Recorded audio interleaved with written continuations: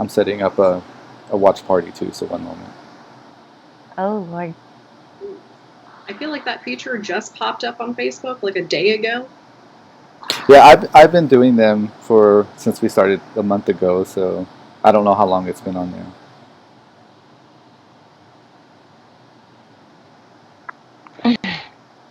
So, like, when you say we're going live, are we already live? Yes, we Have are you live already right seen now. us? Oh, But my gotcha. iPad is slow, so I can't. Um, there might be questions like someone that viewers are asking, so I can ask interject and ask their questions. But I'll go ahead and get started and do that. I'll do that after I do my introduction. Hello and welcome everyone. My name is Jerome Lattis. I am co-founder of Arttitude. Arttitude is a nonprofit organization that supports and creates platforms for LGBTQ artists and minority artists. So our live events are usually on Tuesdays and Thursdays. The reason why we do these events is to continue to help our artists show their work, those work, and maybe possibly sell their work, go to their website. But also, Arttitude, we have an artist relief fund that helps uh, artists who are no longer able to show their work, sell their work in the traditional means of how they're used to doing that. So that's why we do these live events, is to help raise money for that. Um, the wonderful person that is facilitating this conversation with Mattie is Noelle. Noelle is the new board member for Arttitude. She was voted in January. Is that correct?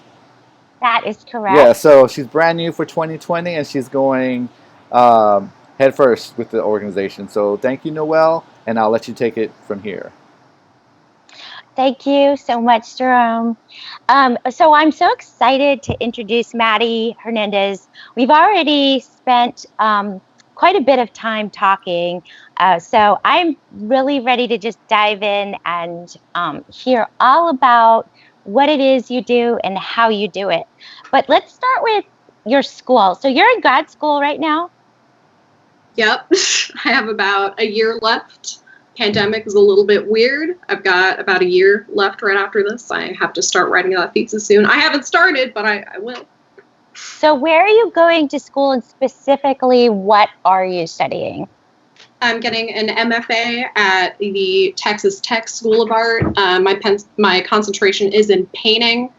I haven't physically painted in a little bit, but a year left. Pandemic is a little bit. A lot of dry media, primarily. So when did you first start tinkering with art? Like, take us back to little tiny Mattie, and we'll go from there.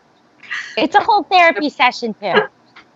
Only a little bit of trauma. I think I started whenever they start teaching you how to read and write. I think I had a little bit of education in like K3, K4 before going into kindergarten. So probably from as that young, I've just been making stuff. I very vividly remember making some of that childhood art like 6, 7, 8 years old.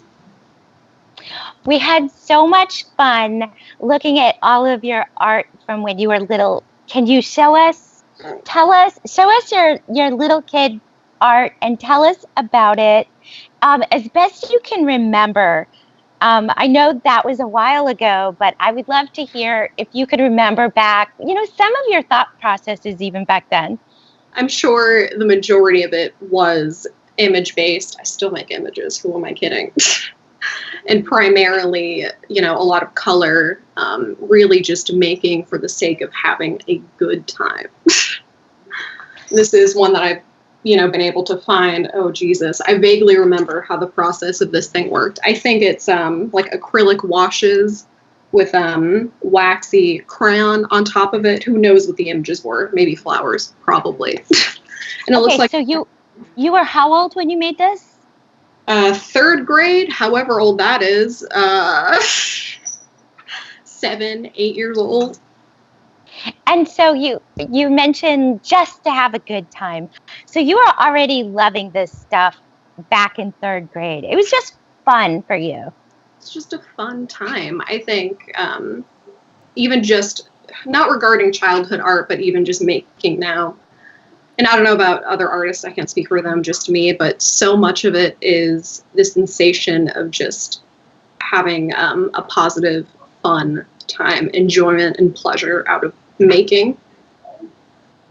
So even now, do you still do those feelings? Do you still harken back to those feelings, or has art become kind of a different experience for you?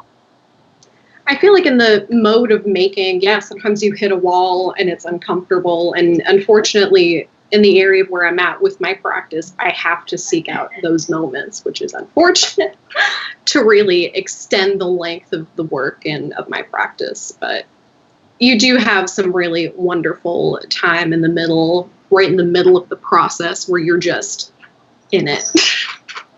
You're just fully absorbed.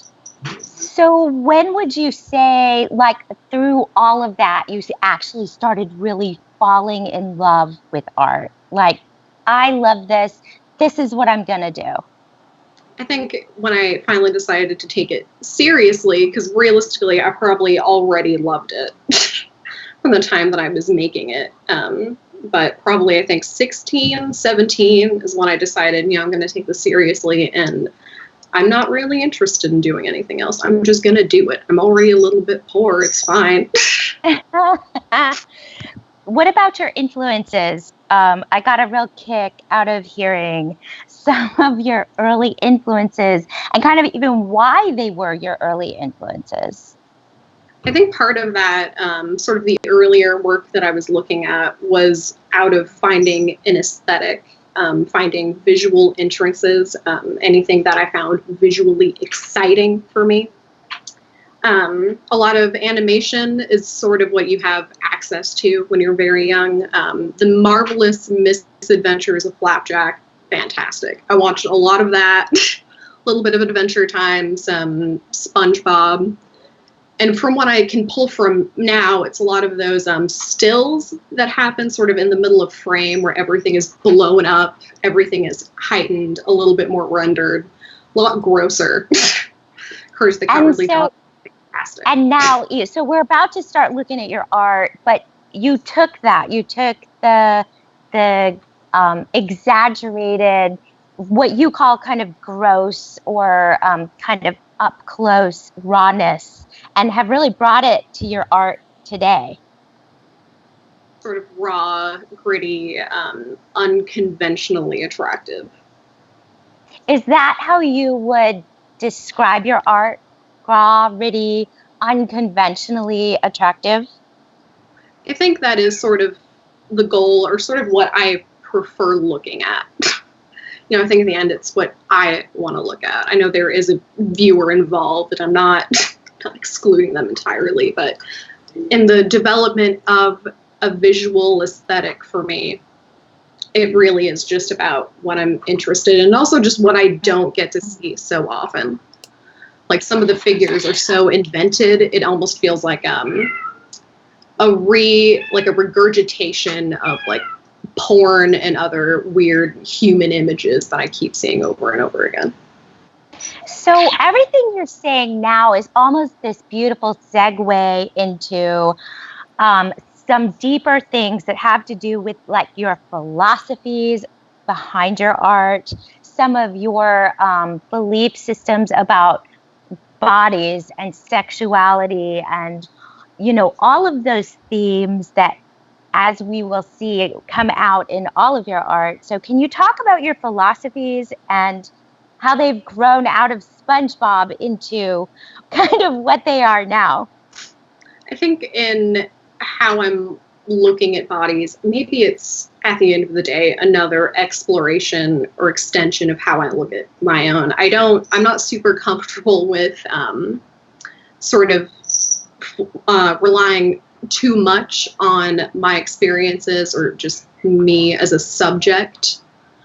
But at the end of the day, those lived and bodily experiences are going to influence everything, even how you see one thing. And for me, that's sort of how I view bodies and how I have been exposed to subject-object relationships. A lot of objectification, sexual objectification of the female body. I'm like, yeah, I get harassed all the time. I know. I'm very much there. And I think a lot of it is spite, sort of this spite that I have developed over, experiencing where my body is, where it stands in space, where it stands in proximity to other bodies, what their perception of my body looks like, what my perspective of it looks like, because I can't even see the whole goddamn thing. Even I'm limited to just one specific perspective in my own form.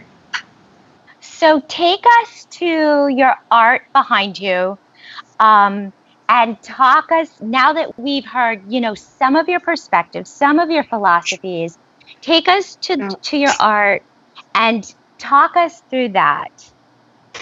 Here we go. How do I do this? Wow, it's kind of big. He's given the thumbs up, so it looks like that's a go. Yeah. Okay, so start at the top and then kind of pan down so we can see the whole thing. What medium did you use? I guess we could start there.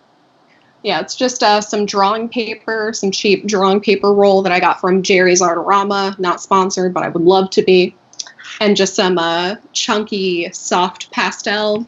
I haven't really used that for, I typically use that medium for preliminary work. I haven't really used it this strongly in something, and I'm having a pretty good time. I have to be a little bit more meticulous with it. I don't totally know what I'm doing, if I'm being honest. It's not the same as Zebedee pencil. It's not.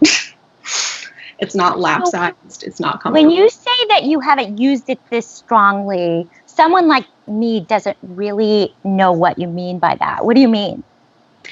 Whenever I used it, it was typically a preliminary layer, just sort of a first scratchy thing that I'm just going to erase or cover up later. Mm-hmm.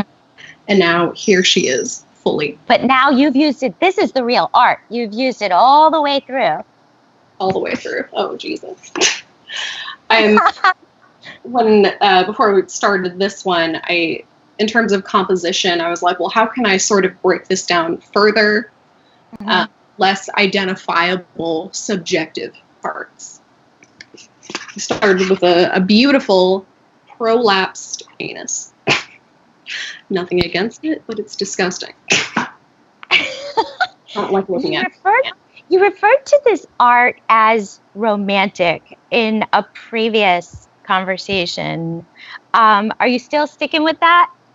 I think so. Just looking at the rendering of this, it's surprisingly romantic and sensual, something I didn't anticipate.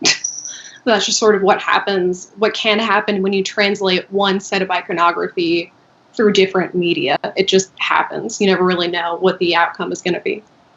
Okay, so this part is really fascinating to me. So you go to approach this art with one set of ideals, for lack of a better term, and then end up with something actually entirely different than you intended. How does that happen, where you end up with a product you really didn't expect? No, I mean, I get that in art, but it would be really fun to hear your process through that to the other side. I'm so frustrated with this thing. It's a lot of panicking in the middle of it, not doing what you asked it to do, not obeying the commands that you set forward. How dare it? It had a mind of its own. It does. It's incredibly sentient, if we're being honest, in its own way. It lives a different way of being than I do. So when you look at it now, how do you feel about it? Are you just frustrated, or are you like, I didn't know I had this in me. This is something new.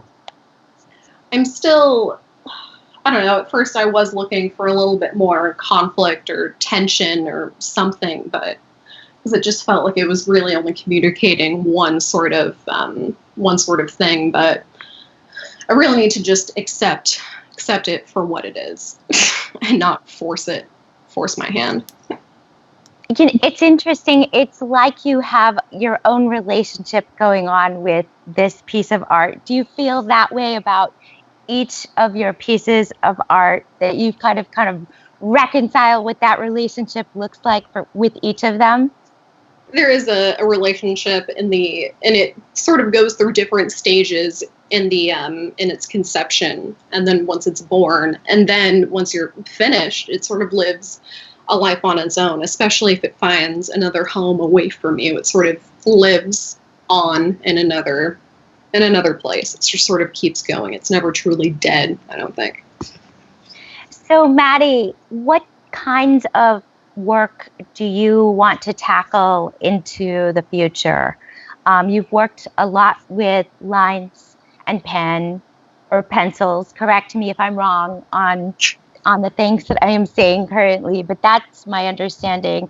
What do you want to do moving into the future?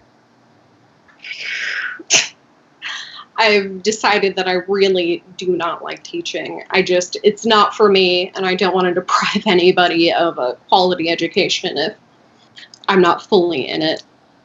I wouldn't mind working with like profit or nonprofit art organizations. I'm realizing now, grad school isn't over yet, but I'm realizing that loss of community that can happen once you're out, once you're out of art school, once you're out of grad school, and sort of searching for another community. And I think that community aspect is so strong.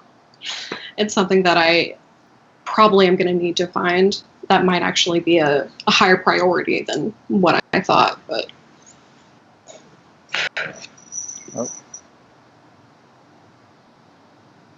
just been frozen like that for a while. Oh, okay. Let me see here in one moment.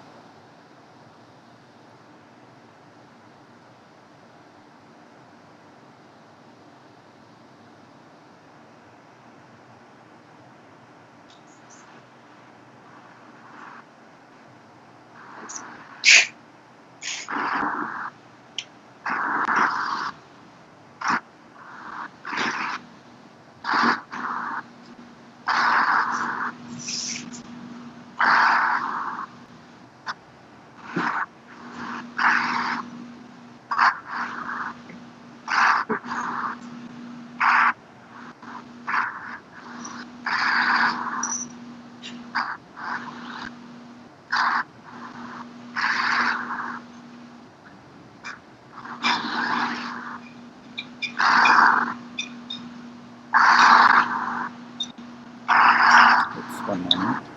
I guess she's not. What happened? I guess it's just.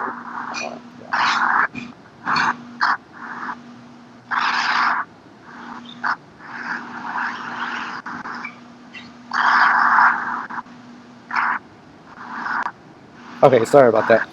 I was trying to get Noelle back on, but just to kind of go on with her questions, I wasn't following her questions yet.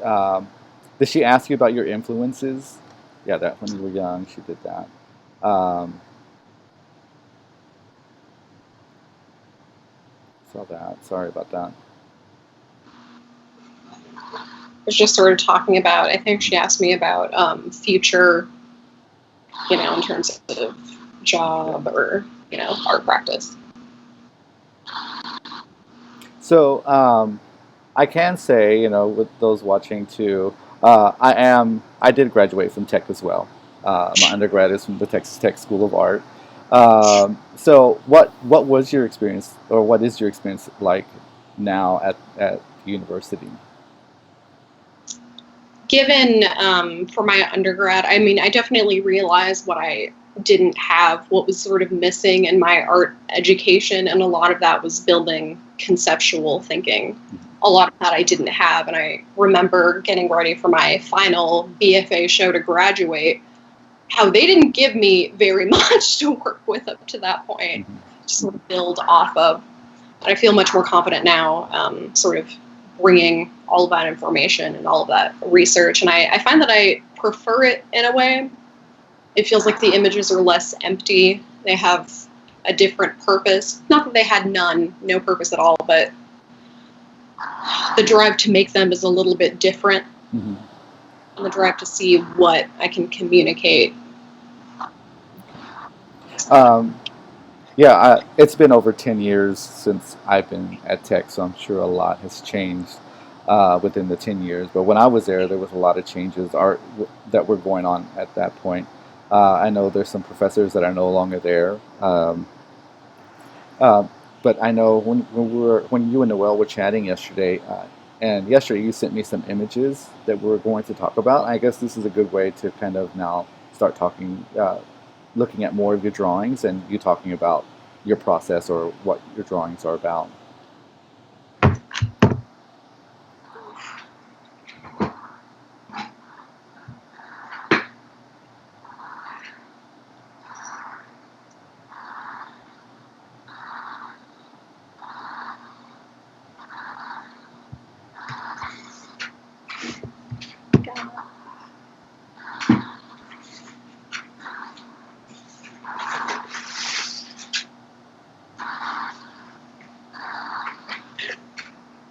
I have some of them if you.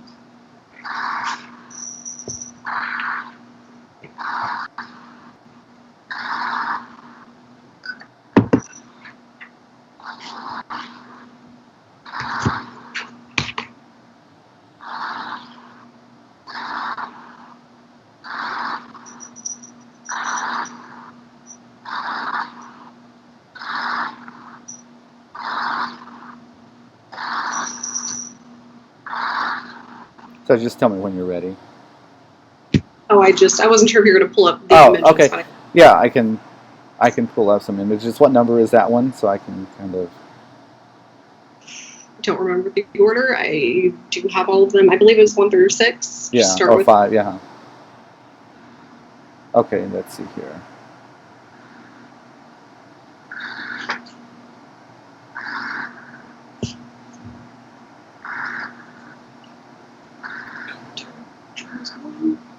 Okay, I'm going to image 1 right now.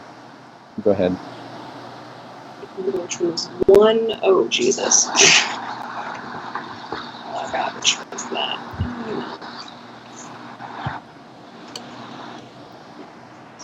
Here's 1.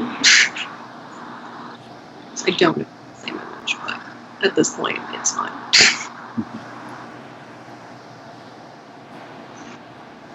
Ooh, this was a fun one. All of these have been done during quarantine. Okay. College was officially shut down. We're like, what the fuck am I gonna do? I no longer have access to the studio.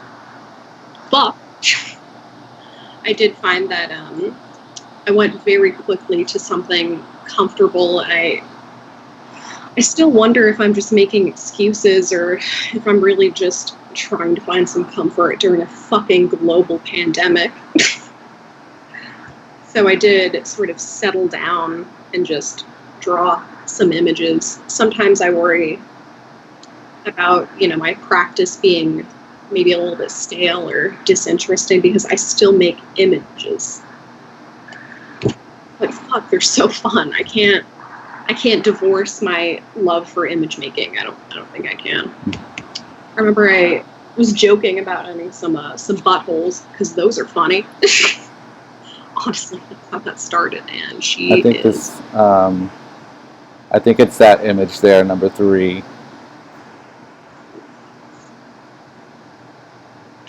So if you want to talk about that one, and then I honestly forgot what I numbered because I had titles ahead. Oh, okay. And I honestly don't know what their lives are going to be like once quarantine is over. That's the one I'm showing right now on the screen. The one that you have there. She's gorgeous. It was when I was thinking a little bit less abstractly, like with the newer ones that I'm still in the process of making, and really just, isolated and consuming and, a little more. I'm definitely still obsessed with creating volume and creating form and using value, and really that's just what I love in terms of image making. So talk about, because when I'm looking at that image, talk about, like, I see that the body is contorted and it's not kind of, like a body that I'm used to seeing. So I guess talk about what your idea behind that was, and using in the face. Of course, it's kind of um, it seems uncomfortable if you when I look at it. If you want to talk about that and why you choose to portray the body in that way. I think a lot of them are still, regardless of the state, are still inventive and have different levels of how representative they are of a standard human or a standard image of another human. Mm-hmm. And I think really these, just given the state of not being able to go outside, moving back to my mom's house, continuing to pay rent in a house I can't be in right now, this semester, completely fucked. A lot of them are sort of, compared to a lot of other work that I used the iconography with, was very isolated, and they have a bit of shame, I think. A different sort of interaction they have with the viewer, where they really are doing these acts for that viewer, and not necessarily via invitation, but it's uncomfortable for everybody involved. Everybody has a little bit of shame. The viewer is a little bit more voyeuristic in a different way. And I really, unconsciously, I think I really did latch on to feelings of isolation and shame within these images, and something that I had to sort of excavate a little bit later. When making these, I was really looking for a little bit of comfort, and also just fully mocking the body as best I could, while, yes, completely removing their subjectivity, but also giving them a little bit, not inventing them too much, especially when you're dealing with maybe like appendages that are like hands and feet. Those are really stopping points. They're incredibly recognizable, so I've still kept a lot of that recognizable human features in there to really shame that human figure as best I can. Right. And yesterday, as you were talking to Noelle, there is humor in your work as well. Kind of some humor that you've discovered on your own, like on the image where with the woman with the breast kind of hanging and sagging. That one, I'll show that one here real quick so that everyone can see that. There it is, right there. So everyone can see that. Let me go to the image now. So that one, talk about that one, and because we specifically talked about that image and some of the humor behind that one. Oh yeah, I think sometimes when I'm looking at bodies that I'm not necessarily inventing but contorting, I almost look at how my own body sort of exists. I'm very long. I sort of pay attention to functions and how irritating it is to just have one. Breasts in particular are pretty irritating to have. They're almost appendages on their own. They're really heavy. Can't do a whole lot. Sometimes I'd like to just take them off, but I can't. I realized, ooh, that's super funny. I mean, I do really like more weighty, longer, more volumetric, heavy breasts in that imagery, because they're so, because of the form itself. It's a wonderful shape and it's a wonderful form, right. But also. And so I know a lot of the reasons, like we're a nonprofit here in Dallas, located in Dallas, so a lot of what we do, our shows and galleries and places has stopped. So as an organization, we've had to move more to virtual spaces to continue with our mission. Can you just you talked about it a little bit, but can you talk about how COVID-19 has really affected your process and what you're doing, and how you show your work now, and how is that, and how is the isolation or being home is influencing your work? And I think you kind of touched on that as well earlier. I'm much less. I've been here in San Antonio at my mother's house since I've been in Lubbock, since I just came back, and I've been here for about 2 months now, probably. And I noticed that I'm definitely less inclined, one, to make And for 2, I'm less inclined to challenge my practice. I'm exhausted. Right. That beautiful chronic depression is really, really settling down here. I find it hard to focus. It's incredibly hard for me to focus. Oh, Jesus, it's difficult to focus more than 5 minutes, and I'm trying to do, theory class and a Zoom call, and I'm like, guys, I can't. Oh, Jesus, I can't do it. Are you taking that with Dr. Chua? Too? Oh, okay. No? What? Okay. Very good. Well, that's coming up on our 30 minutes. Mattie, we thank you very much for coming online, showing people your work. And the reason why we do this Arttitude is to raise money for artists, to pay our artists who are here, who are showing online.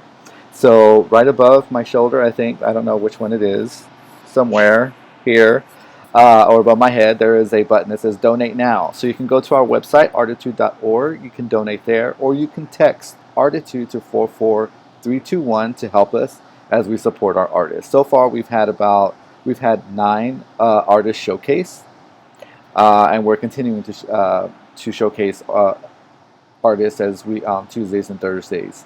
So we're still planning for our calendar next week and the following week. But always join us Tuesdays and Thursdays, 7 o'clock. Again, Mattie, thank you very much. Good luck with your studies.